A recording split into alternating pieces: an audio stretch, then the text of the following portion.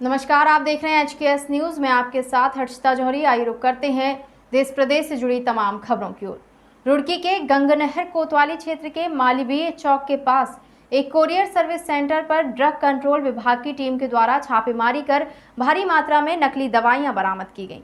ये नकली दवाइयां पास के ही एक फैक्ट्री में बनाई जा रही थी और कोरियर के जरिए देश के अलग अलग शहरों में भेजी जा रही थी।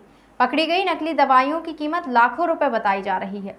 ड्रग कंट्रोल विभाग की टीम ने कोरियर सर्विस पर नकली दवाइयों को भेजने वाले माफिया को बुलाने की कोशिश की, लेकिन दवाई माफिया ने अपना फोन बंद कर दिया।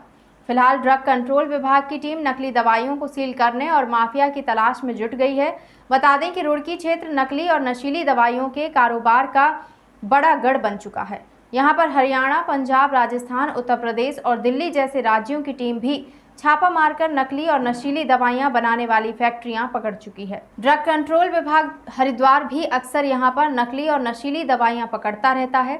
कई बार नकली दवाइयों के माफिया जेल भी जा चुके हैं, लेकिन नकली दवाइयां बनाने वाले इन माफियाओं के हौसले इतने बुलंद हैं कि यह माफिया जमानत पर छूटने के बाद फिर से नकली दवाइयों का काला कारोबार शुरू कर देते हैं। देर शाम भगवानपुर के लब्बा गाँव निवासी 35 वर्षीय युवक की हाईवे के समीप गाँव के रास्ते में मिली लाश। परिजनों ने लगाया हत्या का आरोप। मौके पर ग्रामीणों की भीड़, पुलिस भी मौजूद। हत्या की खबर से क्षेत्र में फैली सनसनी। ग्रामीणों में दहशत का माहौल। ठेकेदारी बेस पर विद्युत विभाग में मृतक करता था काम से लौटते हुए युवक की हुई हत्या। गुस्साए ग्रामीणों ने शव को हाईवे पर रखकर लगाया जाम। मृतक के परिवार को मुआवजा देने की उठाई मांग। भगवानपुर विधायक ममता राकेश तथा भाजपा नेता सुबोध राकेश ने ग्रामीणों को कराया शांत तथा उचित मुआवजा दिलाने का दिया आश्वासन। फिलहाल के लिए इतना ही। खबरों का सिलसिला लगातार जारी है। आप बने रहें HKS न्यूज के साथ। नमस्कार। प्रांतीय उद्योग व्यापार मंडल द्वारा विगत 4 माह से बंद पड़े रोपवे सेवा को संचालित कराने हेतु धरना दिया गया, जिसमें अपर रोड मोती बाजार सहित आसपास के सैकड़ों व्यापारी, प्रसाद विक्रेता एवं मां मनसा देवी के आस्थावान श्रद्धालु शामिल हुए। यह धरना 11 बजे से दोपहर 1 बजे तक जारी रहा। इस अवसर पर प्रांतीय उद्योग व्यापार मंडल के जिलाध्यक्ष डॉक्टर नीरज सिंघल ने कहा कि विगत 4 माह से बंद पड़े रोपवे के कारण हजारों व्यापारियों, प्रसाद विक्रेताओं के परिवार भुखमरी की कगार पर पहुंच गए हैं और कोई सुनने वाला भी नहीं है। स्थानीय प्रशासन, नगर निगम सहित उत्तराखंड प्रशासन के कानों पर जूं तक नहीं रेंग रही। लाखों मां के भक्त निराश एवं हताश होकर वापस चले जाते हैं। यह कैसे हिंदू विरोधी मानसिकता की सरकार है।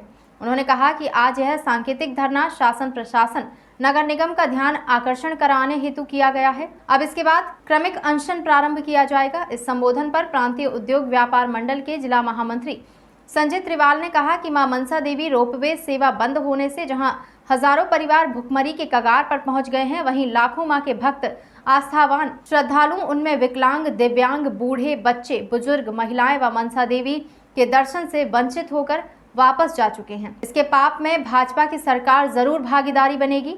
उन्होंने कहा कि रोपवे सेवा बंद होने से सरकार को लाखों रुपयों की राजस्व की हानि भी हो रही है। उन्होंने कहा कि ये एक सुनियोजित षड्यंत्र है। हरिद्वार के व्यापारी और व्यापार को चौपट करने का पहले ही हरिद्वार का व्यापारी और व्यापार कोरोना, कुंभ और कावड़ बंदी के कारण अंतिम सांसें गिन रहा है। इस अवसर पर अपने संबोधन में मनसा देवी व्यापार मंडल के अध्यक्ष मनोज बिश्नोई ने कहा कि आगामी सांकेतिक धरना प्रदर्शन में आसपास के सभी व्यापारी सहयोग करेंगे और जब तक रोपवे सेवा प्रारंभ नहीं होती तब तक हम चैन से नहीं बैठेंगे। विरोध करने वालों में राजेश गुप्ता, हरि त्रिवाल, ब्रजमोहन कौशल, विनोद पहलवान, रवि कुमार, लड्डू गोपाल। भाई मोबाइल किसका है? आज हमने धरना प्रदर्शन कराया। हमने पहले जो प्रदर्शन करा था अभी 1 हफ्ता पहले, हमने कहा था हम धरना लगाएंगे एक शांति रूप। हमने आज धरना चालू कर दिया है। ये हमारा धरना 2 बजे तक के चलेगा, 11 बजे से 2 बजे तक के रहेगा और ये व्यापारियों के हित में है। व्यापार बिल्कुल चौपट है। हरिद्वार के अंदर, गली के अंदर बिल्कुल व्यापार चौपट है। इस कंपनी के बंद होने से, इस रोपे के बंद होने से एक तरफ तो सरकार उद्योग लगाने की बात करती है और दूसरी तरफ इसको बंद पड़ा है। ये इसको संचालन करने की अनुमति प्रदान नहीं कर रहा सरकार। न वो जो अधिकारी बैठे हैं वो सरकार को बदनाम करने का काम कर रहे हैं, पुलिंदा लगाने का काम कर रहे हैं। वो अधिकारी जो मनमानी कर रहे हैं, ऐसे अधिकारी को साथ कार्रवाई होनी चाहिए, जांच बैठनी चाहिए इन अधिकारियों के खिलाफ। शासन में बैठे हुए, नगर निगम में बैठे हुए जो अधिकारी हैं, इनके खिलाफ जाँच बैठनी चाहिए। जब कंपनी ने सारी मांगे मान ली तो फिर क्यों नहीं ये चालू करी जा रही? आज व्यापारियों का क्या हाल है 4 महीने से? वैसे तो दो साल से व्यापारी हरिद्वार का पीड़ित है। कोई सरकार ने किसी तरह की राहत नहीं दी, कोई जनप्रतिनिधि सामने नहीं आया निकल के हमारे एक भी स्टेटमेंट किसी जनप्रतिनिधि का किसी व्यापारी के लिए आया हो, कोई व्यापारियों को राहत मिली हो हरिद्वार के जनप्रतिनिधियों के द्वारा। आइए गली में क्या हाल है, ताले, आप पूरी मार्केट देख सकते हो, पूरी टोटल बंद पड़ी है। सारा हरिद्वार इससे फैक्ट हो रहा है इस कंपनी के बंद होने से, मगर किसी के कान पे जू नहीं रेंग रही। मगर हम जू रंगा के रहेंगे, उन जनप्रतिनिधियों को यहाँ से उखाड़ फेंकेंगे 2022 के चुनाव में, अगर हमारी मांगे पूरी नहीं हुई और ये जल्दी इसका संचालन चालू नहीं हुआ। बहुत खुले रूप से बता रहे हैं, व्यापारी अब सड़कों पे आ चुका है, व्यापारी पीड़ित हो चुका है, व्यापारी उनकी रग रग से वापिस हो चुका है जनप्रतिनिधियों की, अब उनकी चलने वाली नहीं है 2022 में। बहुत गोली दे दी उन्होंने हरिद्वार के व्यापारियों का, उत्पीड़न हो रहा है, बर्दाश्त नहीं किया जाएगा। धन्यवाद।